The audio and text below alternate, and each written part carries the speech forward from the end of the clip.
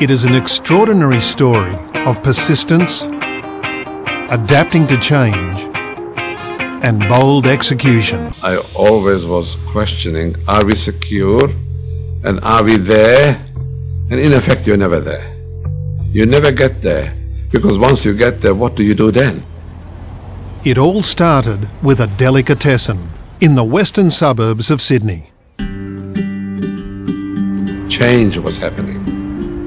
Immigrants were pouring into Australia. In Parramatta and Penrith, there was a huge influx of European migrants that came from the war. They did want something from their previous country, particularly in matter of food.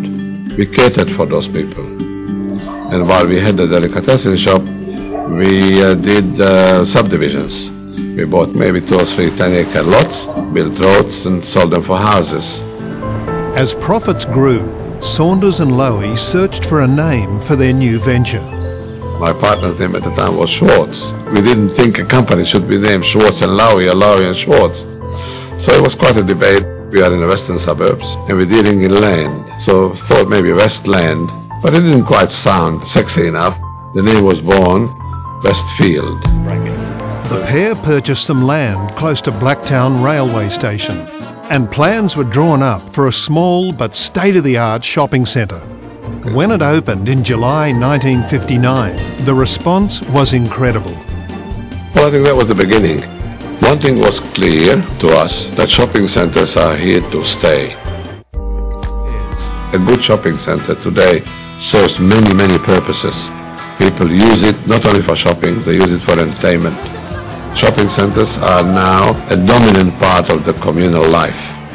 Within a decade, Westfield opened or acquired 9 more centres, including Burwood in Western Sydney. Westfield is unique, having a brand to its shopping centres. The first one was Burwood in 1966. But that brand really means different things to our staff, our shareholders, our customer, which is the retailer, and the consumer. By the 70s, the Westfield logo crowned the entrances to many more shopping centres around Australia. The partners seem to have created a recipe that Australians liked. As the business grew, the partners realised that a great opportunity for expansion lay beyond Australian shores. Westfield's push into the giant US market began with a toe in the water. After a few years of cautious planning and testing, Westfield had proven itself in the US market and was hungry for growth. Westfield began the 80s with further expansion into the United States.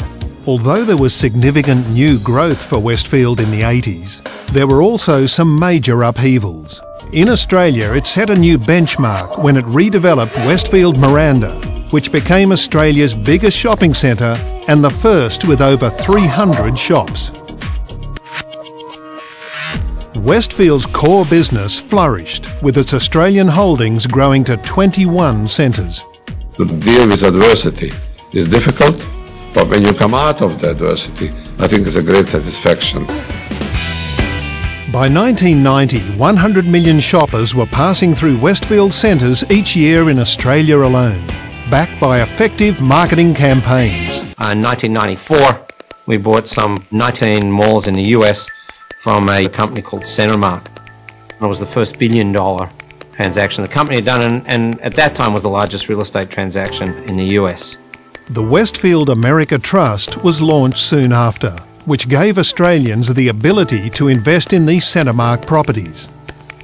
With growth building in the US, the group began looking for further opportunities. As the millennium drew to a close, the company had 38 centres in the US, 29 in Australia, and a growing portfolio in New Zealand. Westfield was now becoming a large global entity. At the beginning of the new decade, the group entered its 4th territory, the United Kingdom. The group won its first competitive bid, acquiring 1 centre in Nottingham, followed by a joint venture of 9 more across the country. Westfield London, Europe's largest urban shopping centre, opened in late 2008. I believe this shopping centre is a fantastic vote of confidence in London as the world's greatest venue for the buying and selling of goods and services. I congratulate Westfield on their vision. In its first year, Westfield London had more than 23 million visitors. Widely regarded now as the most successful shopping centre in Europe. At Stratford City, work is progressing well on the centre, which will become the gateway to the London 2012 Olympic Games. It will also serve as one of the United Kingdom's most important transport hubs.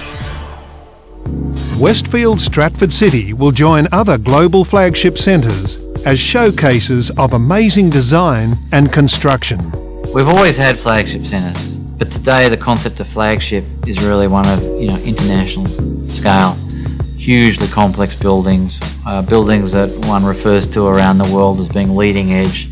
I think we'll take it another level again in the execution of Stratford. And we'll have a pinnacle in Sydney with the delivery of Westfield Sydney City in 2011 and 2012. It was quite difficult for me to be able to pull back from the executive part. But obviously something did happen rightly because the company is working very well. This structure will hold us good for a long time to come. Evolution and change is the word for shopping center success. When you climb a hill, when you get to the top, well, there's another hill to climb. Shopping centers are a changing environment. Retailing is a changing environment. So you've got to be able to adapt